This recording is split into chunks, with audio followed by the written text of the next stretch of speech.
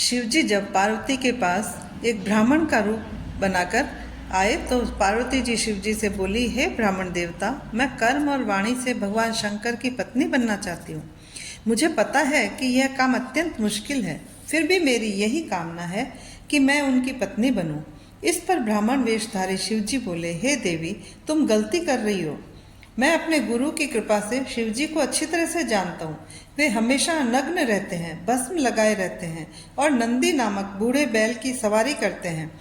इससे पहले उनके साथ सती को भी कोई सुख प्राप्त न हो सका। तुम तो इस संसार में परम सुंदरी हो, इसलिए तुम शिव को छोड़कर विष्णु, इंद्र आदि अन्य देवताओं में से किसी एक को पति बना लो। शिवजी में पति बनने का कोई भी गुण उपस्थित नहीं है। यह सुनकर पार्वती जी को ब्राह्मण देवता पर बहुत क्रोध आया और वो बोली, इस प्रकार की निंदा करके यहाँ से सप्तऋषि भी चले गए हैं। तुम उन्हें नहीं जानते हो, क्योंकि ब्रह्मा विष्णु उन्हीं की छत्र छाया में सुख भोग रहे हैं। शिवजी तो परम पिता हैं, उनकी आयु का कोई अनुमान नहीं लगा सकता। सर्व समर्थ शिवजी की निंदा करने वाले को कहीं भी स्थान नहीं मिलता। 8 प्रकार की सिद्धियां उनके चरणों में अपने सिर झुकाती हैं। अब आप मेरे सम्मुख शिवजी की निंदा न करना। इस प्रकार पार्वती जी शिव के ध्यान में मग्न हो गई। ब्राह्मण देवता और कुछ समझाना चाहते थे, परंतु पार्वती जी ने अपनी सखी विजया से कहा, इस नीच ब्राह्मण को यहाँ से निकाल दो। यह फिर से शिवजी की बुराई करेगा और शिवजी की निंदा करने वाला तो दोषी होता ही है, परंतु इनके साथ साथ निंदा सुनने वाला भी उतना ही दोषी माना जाता है। नहीं तो मैं ही यहाँ से स्थान छोड़कर चली जाती हूँ। इतना कहकर पार्वती जाने को तैयार हो गई। ऐसा देखकर शिवजी अपने वास्तविक रूप में प्रकट हो गए और पार्वती जी से बोले, तुम कहाँ चली? मैंने तुम्हारी परीक्षा ली थी, जिसमें तुम सफल हो रही हो। तुमने तपस्या से मुझे अपने वश में कर लिया है। तुम्हारे समान इस त्रिलोकी में कोई भी तपस्वी नहीं है। हे प्राण प्रिय, तुम मेरी अनादिकाल से पत्नी रही हो। मुझे तुमने अपने वश में कर रखा है। भगवान शिवजी की वाणी को सुनकर पार्वती जी की प्रसन्नता का ठिकाना न रहा। वे बोली, हे प्राणनाथ, आपने मुझे क्यों भुला दिया है? आप मुझे पत्नी के रूप में स्वीकार करने की कृपा करें। मैं यह सब वृतांत घर जाकर अपने पिता से बता देती हूँ। आप मेरे पिता से मुझे पत्नी रूप में मांग लें। इस तरह पार्वती जी भगवान शिवजी को प्रणाम करके चुप हो गई। शिवजी भी तथास्तु कहकर कैलाश को चले गए और वहां पहुंचकर उन्होंने नंदीश्वर आदि गणों को यह शुभ समाचार सुनाया, जिसे सुनकर सभी बहुत ही खुश हुए। पार्वती जी अपने घर को चली गई और पार्वती जी का आने का समाचार जानकर हिमाचल और मैना अपने पुरोहित तथा संबंधियों के साथ विमान पर आरूढ़ होकर उन्हें लेने को आ गए। यह शुभ समाचार सुनकर पूर्ववासी भी आ गए और सब जय जयकार के नारे लगाने लगे। फिर नारद जी से ब्रह्मा जी ने कहा, पार्वती जी को शिवजी की भक्ति को देखकर इंद्र आदि देवता सोचने लगे, हिमालय कन्यादान करके दुर्लभ मोक्ष के अधिकारी बन जाएंगे।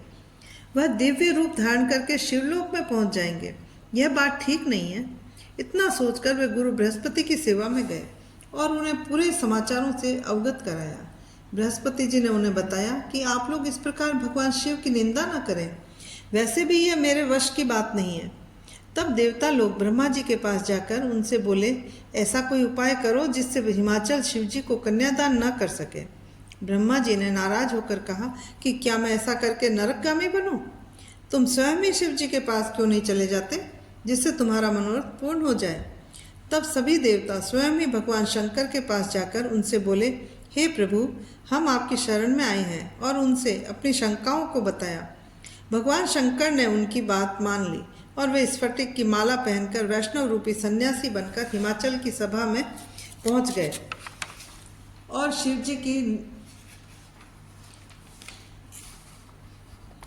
और वहां पर शिवजी की निंदा करने लगे। इसका परिणाम यह हुआ कि मैना और हिमाचल ने शिवजी को कन्यादान न करने का निश्चय कर लिया।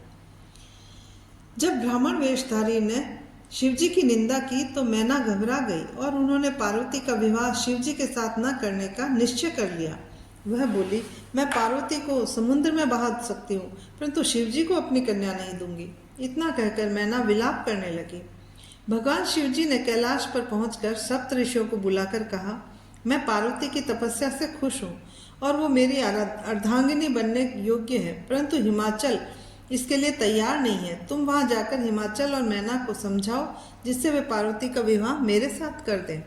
सप्तऋषि हिमाचल के पास गए। हिमाचल ने सप्तऋषियों का खूब आदर सत्कार किया। उन्हें आसन प्रदान करके उनके पधारने का कारण पूछा तो सप्तऋषि बोले, हे हिमाचल, तुम पार्वती का हाथ भगवान शंकर को सौंप दो। शंकर भगवान त्रिलोकी के पिता है और पार्वती माता है, इससे तुम्हारा जीवन सफल हो जाएगा। हिमाचल बोले, आप सत्य कह रहे हैं, परंतु अभी अभी एक वैष्णव ब्राह्मण ने आकर मुझे उनके दोषों से अवगत कराया है, जिसके कारण पार्वती की माता मैना कोप भवन में बैठी है। उनका विचार अब किसी भी कीमत पर उनके साथ अपनी बेटी का विवाह करने का नहीं है। यह सुनकर सप्तऋषियों ने अरुंधति को मैना के पास समझाने के लिए भेजा। अरुंधति ने मैना को समझाया और पार्वती तथा शिवजी के विषय में यथार्थ ज्ञान से परिचित कराया। ऋषियों ने भी हिमाचल को समझाया कि शिवजी को अपना दामाद बनाकर जीवन को सफल बनाओ। उन्होंने समझाया कि ब्रह्मा और विष्णु उनके ही अंग हैं और धनपति कुबेर उनके सेवक हैं। यदि तुमने प्रेम पूर्वक कन्यादान न किया तो वे बल प्रयोग करके तुम्हारी कन्या को अपनी पत्नी बना लेंगे। पार्वती तो जन्म जन्म से उनकी ही पत्नी है। फिर ऋषियों ने हिमाचल को बताया कि राजा अनरण्य ने भयभीत होकर अपनी कन्या ब्राह्मण को देकर अपनी तथा अपने परिवार की रक्षा की थी। राजा अनरण्य का नाम सुनकर हिमाचल ने ऋषियों से उनकी पूरी कथा सुनाने का आग्रह किया। फिर वशिष्ठ जी ने बताया, 14वें मनु का नाम सावर्णी था। उन्हीं के वंश में राजा अनरण्य हुए। वे भगवान शिव के अनन्य भक्त थे। वे 7 द्वीपों के अधिपति थे। उन्होंने भृगु जी को अपने कुल का आचार्य बनाकर 100 यज्ञ किए और उनके 5 रानियां थी। उनके 100 पुत्र और 1 पुत्री थी। पुत्री का नाम पद्मा था, जो लक्ष्मी के समान सुंदर थी। एक बार पिपलाद ऋषि ने एक व्यक्ति को जंगल में अपनी स्त्री के साथ विहार करते देखा। उसे देखकर ऋषि के मन में काम वासना जागृत हो गई। उनके मन में भी स्त्री प्राप्त करने की इच्छा होने लगी। एक दिन ऋषि पिपलाद ने पुष्पभद्रा नदी का राजा अनरण्य की कन्या पद्मा को देखा। वे उस पर मोहित हो गए और आसपास के व्यक्तियों ने उनकी हंसी उड़ाते हुए कहा कि ये राजा की कन्या है, आप उनसे अपने लिए मांग लो। लोगों की बात सुनकर ऋषि लज्जित हो गए। ऋषि ने शीघ्रता से स्नान किया और राजा के दरबार में गए। राजा से राजकुमारी का हाथ मांगा। राजा चुप रह गए। कुछ देर बाद राजा से ऋषि ने फिर कहा कि अपनी पुत्री का विवाह मुझसे कर दो, नहीं तो कुल सहित तुम्हारा नाश कर दूंगा।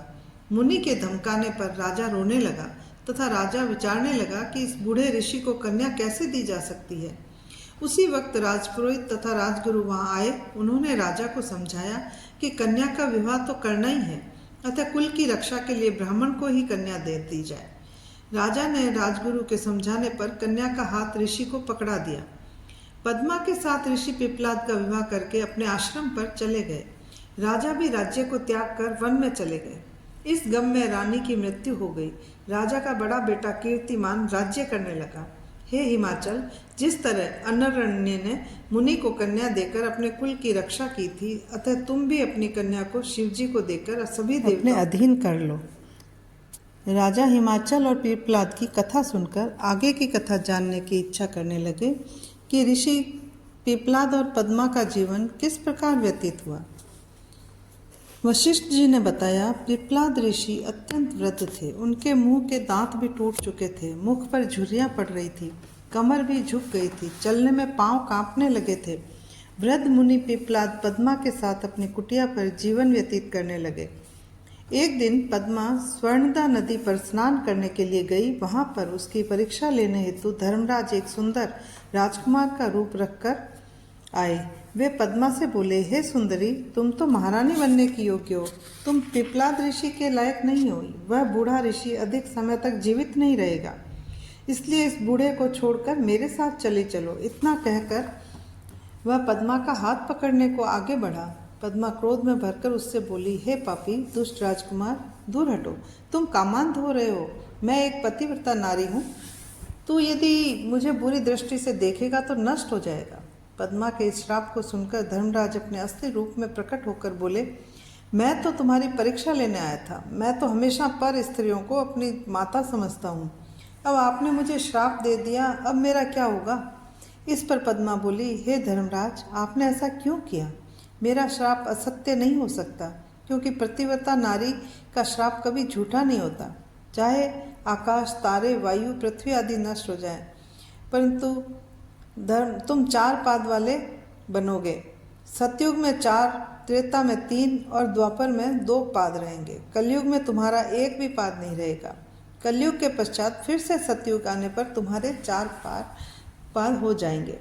यह सुनकर धर्मराज प्रसन्न हो गए और पद्मा से बोले, हे पतिव्रता पद्मा, तुम धन्य हो। तुम्हारा अपने पति के चरणों में प्रेम हमेशा बना रहे। अब मेरे आशीर्वाद से तुम्हारा पति यौवन को प्राप्त करेगा और उनका यह यौवन स्थिर रहेगा।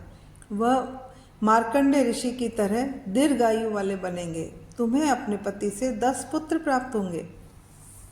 इस प्रकार पद्मा को आशीर्वाद देकर धर्मराज चले गए।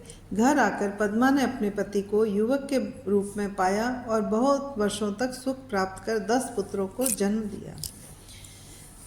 और इस कथा को सुनकर हिमाचल सप्त ऋषियों से बोले, हे ऋषियों, अब मेरे मन का संदेह समाप्त हो गया है। मेरी प्रत्येक वस्तु, धन, संपत्ति, स्त्री, पुत्र, कन्या और मेरा शरीर सब कुछ शिवजी के चरणों में अर्पित है। अब मैं पार्वती का विवाह शिवजी के साथ करने को तैयार हूँ। यह मेरा दृढ़ संकल्प समझो। तब सप्तऋषि आनंद मग्न होकर पार्वती और हिमाचल को आशीर्वाद प्रदान कर अरुंधति के साथ भगवान शंकर के पास कैलाश पर लौट आए। शिवजी को उन्होंने समस्त समाचारों से अवगत कराया और उनसे कहा, अब आप विवाह की तैयारी करें और इस विवाह में समस्त देवताओं को निमंत्रण भेजें। सप्तऋषियों के चले जाने के पश्चात हिमाचल ने गर्ग मुनि से लग्न पत्रिका लिखवाकर भगवान शंकर के यहाँ भिजवाई। भगवान शंकर ने लग्न पत्रिका बनाने वाले पुरोहित का उचित आदर सत्कार किया। इसके पश्चात हिमालय ने विवाह की सामग्री एकत्र की और मंद्राचल, चित्रकूट, त्रिकुट, विंध्याचल, अस्तांचल, उदयांचल, श्रीगिरी, वेंकट आदि पर्वत तथा गंगा आदि सभी नदियां हिमाचल के यहाँ निमंत्रित होकर उपस्थित हुई। हिमाचल ने उनका आदर सत्कार करके उन्हें उचित स्थानों पर ठहराया। इसके पश्चात हिमाचल ने विश्वकर्मा को बुलाकर आगंतुकों के ठहरने के लिए भवन बनवाए।